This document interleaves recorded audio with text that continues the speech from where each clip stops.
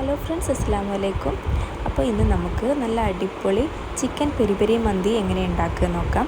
അപ്പോൾ അതിന് മുമ്പായിട്ട് എൻ്റെ വീഡിയോ നിങ്ങൾക്ക് ഇഷ്ടമാവുകയാണെന്നുണ്ടെങ്കിൽ ലൈക്ക് ചെയ്യാനും സബ്സ്ക്രൈബ് ചെയ്യാനും മറക്കരുത്. അപ്പോൾ ആദ്യം തന്നെ നമ്മൾ ചെയ്യാൻ പോകുന്നത് ചിക്കൻ എങ്ങനെ മാരിനേറ്റ് ചെയ്യുക എന്നുള്ളതാണ്. അപ്പോൾ അതിന് 10-12 വെളുത്തുള്ളിയുടെ അല്ലി ആണ് ആദ്യം ചേർത്ത് കൊടുക്കുന്നത്. കാരണം ഇത് ചൈനീസ് വെളുത്തുള്ളി ആയതുകൊണ്ടാണ് അത്രയും ചേർത്ത് കൊടുക്കുന്നത്. ഇനി അടുത്തതായിട്ട് ഒരു പിടി പുതിനയുടെ ഇല ചേർത്ത് കൊടുക്കുന്നുണ്ട്. ഇനി ഒരു ടേബിൾ സ്പൂണ് ഇഞ്ചിയുടെ പേസ്റ്റും ഒരു ടേബിൾ സ്പൂൺ അളവിൽ തന്നെ നമ്മൾ പുളി ഇല്ലാത്ത തൈരാണ് ചേർത്ത് കൊടുക്കുന്നത്. അതുകൊണ്ട് തന്നെ ഞാനൊരു ടേബിൾ സ്പൂണ് വിനെഗറും കൂടി എക്സ്ട്രാ ചേർത്ത് കൊടുക്കുന്നുണ്ട്, കാരണം പുളി ഇല്ലാത്ത തൈരായതുകൊണ്ട്. അപ്പോൾ ഈ തൈര് ചേർക്കുമ്പോൾ ചിക്കൻ ഒന്ന് കൂടെ സോഫ്റ്റായിട്ട് കിട്ടാൻ വേണ്ടിയിട്ട് അത് ഹെൽപ്പ് ചെയ്യും. ഇനി ഒരു ടീസ്പൂൺ ഉപ്പും കൂടി ചേർത്തിട്ട് നല്ല രീതിയിലൊന്ന് പേസ്റ്റ് ആക്കിയിട്ട് എടുക്കണം. ഇനി ഇതിലേക്ക് ആവശ്യമായിട്ടുള്ള ചിക്കന് വലിയ സൈസിലുള്ളതാണ് എടുത്തിട്ടുള്ളത്. അത് ഇതുപോലെ കട്ടാക്കി കൊടുത്തിട്ടുണ്ട്, കാരണം മസാല ഒക്കെ മാക്സിമം അതിനുള്ളിലേക്ക് പിടിക്കാൻ വേണ്ടിയിട്ടാണ്.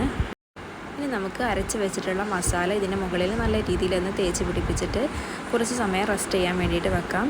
അപ്പോഴേക്ക് നമുക്ക് അടുത്തൊരു മസാലയും കൂടി തയ്യാറാക്കി എടുക്കാനുണ്ട്. ഇനിയുള്ളതാണ് പെരി പെരി മസാല. അതിനായിട്ട് മിക്സിയുടെ ജാറിലേക്ക് ഒരു ടീസ്പൂൺ മല്ലിപ്പൊടി ചേർത്ത് കൊടുക്കുന്നുണ്ട്. മല്ലിയാണെന്നുണ്ടെങ്കിൽ ഒരു ടേബിൾ സ്പൂൺ ചേർത്ത് കൊടുക്കാവുന്നതാണ്. ഇനി ഇതിലേക്ക് ഒരു ടീസ്പൂൺ ഗരം മസാലയും ഒരു ടീസ്പൂൺ ചെറിയ ജീരകവും ചേർത്ത് കൊടുക്കുന്നുണ്ട്. അതേപോലെ ഒരു ടീസ്പൂൺ കുരുമുളക് പൊടിയും ഒരു ടീസ്പൂൺ മഞ്ഞൾപ്പൊടിയും ചേർത്ത് കൊടുക്കാം. ഇനി ഇതിനാവശ്യമായിട്ടുള്ള മാഗി ക്യൂബ് 2 ഞാൻ എടുത്തിട്ടുള്ളത്. അതും ഈ മിക്സിയുടെ ജാറിലേക്ക് ചേർത്ത് കൊടുക്കുന്നുണ്ട്. എരിവിന് ആവശ്യമായിട്ടുള്ള മുളകും ചേർത്ത് കൊടുക്കുന്നുണ്ട്. ഒരു 4-5 വറ്റൽമുളക് ചേർത്ത് കൊടുക്കാവുന്നതാണ്. നിങ്ങളുടെ എരിവിനനുസരിച്ചിട്ട് കൂട്ടുകയോ കുറയ്ക്കുകയോ ചെയ്യാവുന്നതാണ്. അത് നല്ല രീതിയിൽ ഈ ചിക്കൻ്റെ മുകളിലേക്ക് നല്ല രീതിയിൽ തേച്ച് പിടിപ്പിക്കുക. ശേഷം നമ്മൾ ചെറുതായിട്ട് അരിഞ്ഞിട്ടുള്ള മല്ലിയിലയും ഒരു ടേബിൾ സ്പൂൺ ഓയിലും സൺഫ്ലവർ ഓയിലും ചേർത്തിട്ട് നല്ല രീതിയിൽ മിക്സ് ചെയ്തിട്ട് കുറച്ച് നേരം റെസ്റ്റ് ചെയ്യാൻ വെക്കുക. 1 മണിക്കൂറൊക്കെ റെസ്റ്റ് ചെയ്യാൻ വെച്ച ശേഷം ഇതേപോലെ ഒരു പാൻ ചൂടാക്കി, ഇപ്പോൾ നമ്മൾ ഡ്രൈ ഫ്രൈ അല്ല ചെയ്യുന്നത്, അതുകൊണ്ട് തന്നെ ഇത് അടച്ച് വെക്കുകയാണെന്നുണ്ടെങ്കിൽ ഇതിലുള്ള ചിക്കനിലുള്ള വെള്ളം മുഴുവൻ ചിക്കനും ഇതേപോലെ ഈ പാത്രത്തിൽ മാക്സിമം സ്പേസ് എടുത്തിട്ട് ഞാനിങ്ങനെ ഓരോന്നോരോന്നായിട്ട് വെച്ച് കൊടുക്കുന്നുണ്ട്. ലാസ്റ്റ് ഇതിന് മുകളിലാക്കിയിട്ട് നമ്മൾ തയ്യാറാക്കി വെച്ചിട്ടുള്ള മസാലയും കൂടി ഇതിന് മുകളിലേക്ക് ഒഴിച്ച് കൊടുക്കുന്നുണ്ട്.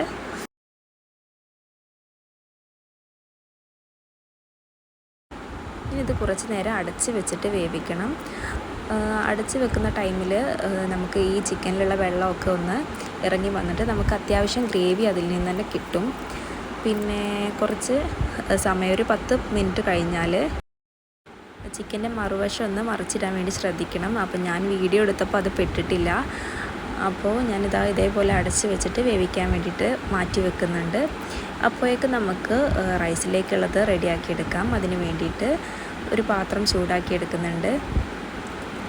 അതിലേക്ക് ഒരു ടേബിൾ സ്പൂൺ അളവിൽ സൺഫ്ലവർ ഓയിലാണ് ചേർത്ത് കൊടുക്കുന്നത്. ആദ്യം നമുക്ക് വറുത്തെടുക്കാനുള്ളത് ഇതിലൊന്ന് വറുത്തിട്ട് മാറ്റി വെക്കാം. അപ്പോൾ അതിനായിട്ട് ഞാൻ ഒരു ക്യാരറ്റ് ഗ്രേറ്റ് ചെയ്തത്, അല്ലെങ്കിൽ ചെറുതായിട്ട് അരിഞ്ഞതാണെങ്കിൽ അങ്ങനെ ആയാലും മതി. ഞാൻ ചെറുതായിട്ട് അരിഞ്ഞതാണ്, ഇതുപോലെ നീളത്തിൽ അരിഞ്ഞതാണ് ചേർത്ത് കൊടുക്കുന്നത്. അങ്ങനെ അരിഞ്ഞതും കാഷ്യൂനട്ടും കൂടി നല്ല പോലെ എണ്ണയിൽ ഒന്ന് വറുത്തിട്ട് മാറ്റി വെക്കണം. ഇത് നമ്മൾ ലാസ്റ്റാണ് ഇതിട്ട് കൊടുക്കുന്നത്. അപ്പോൾ ഇങ്ങനെ ചെയ്യുകയാണെങ്കിൽ കുറച്ചുകൂടെ ടേസ്റ്റ് ആയിരിക്കും. അപ്പോൾ ഇത് നല്ല രീതിയിലൊന്ന് വറുത്ത ശേഷം നമുക്ക് വേറൊരു പാത്രത്തിലേക്ക് മാറ്റിയെടുക്കാം. ഇനി ഈ പാത്രത്തിൽ തന്നെ നമ്മൾ ഓൾ സ്പൈസസ് ആയിട്ടുള്ള പട്ട, ഗ്രാമ്പൂ, ഏലക്ക, പിന്നെ ബേ ലീഫ് ഇതെല്ലാം ചേർത്ത് കൊടുക്കുന്നുണ്ട്. അതോടൊപ്പം തന്നെ 2 മീഡിയം സൈസിലുള്ള സവാള ചെറുതായിട്ട് അരിഞ്ഞതും കൂടി ചേർത്ത് കൊടുക്കുന്നുണ്ട്.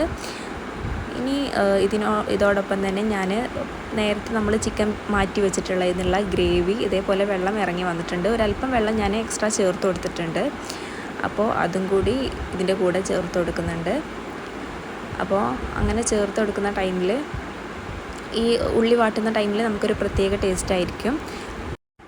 ബാക്കി അതിലുള്ള ഗ്രേവി അതേപോലെ മാറ്റി വെക്കുക. നമ്മൾ ലാസ്റ്റ് ദമ്മിടുന്ന ടൈമിൽ അത് ആവശ്യമായിട്ട് വരുന്നതാണ്.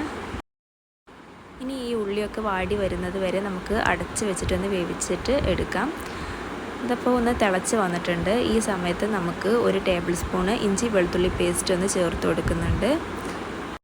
അപ്പോൾ മാക്സിമം ഉള്ളി വെന്തോട്ടെ എന്ന് വിചാരിച്ചിട്ടാണ് ഞാൻ ഇടയ്ക്കിടയ്ക്ക് ഈ അടച്ച് വെച്ച് കൊടുക്കുന്നത്. ഇനി ഇതേപോലെ 2 ടൊമാറ്റോ 2 തക്കാളി നമ്മൾ മിക്സിയുടെ ജാറിലിട്ടിട്ടൊന്ന് ബ്ലെൻഡാക്കി എടുത്തതാണ്. അടുത്തതായിട്ട് ചേർത്ത് കൊടുക്കുന്നത്. അപ്പോൾ ഇനി ഈ തക്കാളിയൊക്കെ ഒന്ന് വെന്ത് കിട്ടണം. അതുവരെ നമ്മൾ ഒന്നുകൂടെ അതൊന്ന് അടച്ചിട്ട് വേവിക്കാൻ വെക്കുന്നുണ്ട്. അപ്പോൾ ആ തക്കാളിയിൽ നിന്നൊക്കെ നമ്മൾ ആ ഒരു എണ്ണം വിട്ട് വരുന്ന രൂപത്തിലായിട്ടുണ്ട്. ഈ സമയത്ത് നമ്മളൊരു ഡ്രൈ ലെമണും ചേർത്ത് കൊടുക്കുന്നുണ്ട്. ഇനി ഇതിലേക്ക് 1 ടേബിൾ സ്പൂൺ അളവിൽ ടൊമാറ്റോ പേസ്റ്റും കൂടെ ചേർത്ത് കൊടുക്കുന്നുണ്ട്. 2-3 മിനിറ്റ് നല്ല രീതിയിൽ വഴറ്റിയ ശേഷം ഇനി ഇതിലേക്ക് 1 ടേബിൾ സ്പൂൺ അറബിക് മസാല ചേർത്ത് കൊടുക്കുന്നുണ്ട്. അപ്പോൾ ഈ അറബിക് റൈസിനൊക്കെ നമ്മൾ പൊതുവേ ഈ അറബിക് മസാല ചേർത്ത് കൊടുക്കുകയാണെങ്കിൽ നല്ല ടേസ്റ്റ് ആയിരിക്കും. അപ്പോൾ അതിതുപോലെ നല്ല രീതിയിലൊന്ന് മിക്സ് ആക്കിയിട്ട് എടുക്കാം. ഇനി കുറച്ച് നേരം ഇതൊന്ന് അടച്ച് വെച്ചിട്ട് ഇതേപോലെ ഒന്ന് വേവിച്ചിട്ട് എടുക്കണം. ഒരു 5 മിനിറ്റൊക്കെ മതി. അപ്പോൾ ഇടയ്ക്കൊന്ന് അത് തുറന്നിട്ടൊന്ന് ഇളക്കിയിട്ട് കൊടുക്കാം. ആ സമയത്ത് നമുക്ക് ഉള്ളിയൊക്കെ നല്ല രീതിയിൽ വെന്ത് വന്നിട്ടുണ്ടെന്നുണ്ടെങ്കിൽ നമുക്ക് അടുത്തത് ഇതിലേക്ക് ആഡ് ചെയ്യാവുന്നതാണ്. ഇപ്പോൾ ഇതിലുള്ള ഉള്ളിയൊക്കെ നല്ല രീതിയിൽ കുക്കായി വന്നിട്ടുണ്ട്.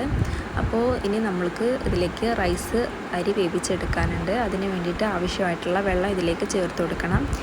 1 കപ്പ് അരിക്ക് 2 കപ്പ് വെള്ളം എന്നുള്ള രീതിയിലാണ് ഞാൻ ചേർത്ത് കൊടുക്കുന്നത്. അപ്പോൾ അതിലേക്ക് ആവശ്യമായിട്ടുള്ള വെള്ളവും ഉപ്പും ചേർത്ത് കൊടുത്തിട്ട് നമുക്കത് തിളക്കുന്നത് വരെ ഒന്ന് വെയിറ്റ് ചെയ്യാം.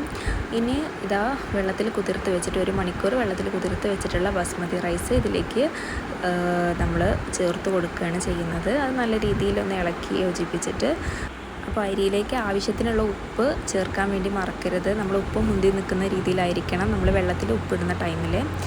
അപ്പോൾ ആ റൈസൊക്കെ ഒന്ന് കുക്കായി വരുന്ന ടൈം കൊണ്ട് നമുക്ക് ഇതിലുള്ള ചിക്കനൊന്ന് ഒരു ഫ്രൈ പാനിൽ ചൂടാക്കി എടുക്കുന്നുണ്ട്. ഞാൻ അതിന് മുന്നേ ആ വെള്ളത്തിൽ നിന്ന് ആ ചിക്കൻ എടുത്തിട്ട് ഞാൻ കുറച്ച് നേരം ഹെയർ ഫ്രയറിലിട്ടിട്ട് ഇതുപോലെ ഒന്ന് ഡ്രൈ ആക്കി എടുത്തിട്ടുണ്ട്. ഹെയർ ഫ്രയർ ഇല്ല എന്നുണ്ടെങ്കിൽ നമ്മളൊരു പാനിൽ ഇതേപോലെ ഒന്ന് ഫ്രൈ ചെയ്തിട്ട് എടുത്താൽ മതി. അതാണ് നമ്മളിപ്പോൾ അത് റൈസൊക്കെ കുക്കായി വന്നിട്ടുണ്ട്.